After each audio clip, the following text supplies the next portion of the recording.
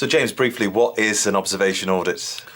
Observational audit is a set of criteria for the inspector to look at, and when they come into the service they should be spending at least 70% of the time observing your staff doing their job.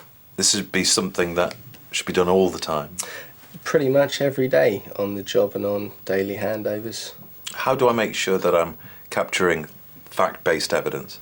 Fact-based evidence is getting your staff involved, coming up with real-life examples of what you've done well and what you haven't done so well. Use that as a training tool, an audit tool, that to be compliant, if we all do this, happy days.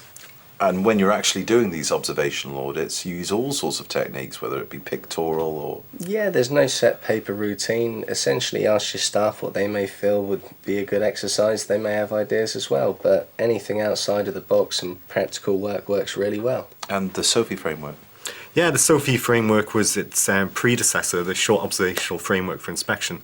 And the important thing about the SOFI was, remember, the first 20 minutes, staff are going to be upping their game in how they're delivering the care. So do it for at least an hour and then make your observations after the 20 minutes. And if you're doing these observational audits, when the inspector comes, then your staff aren't going to freak out.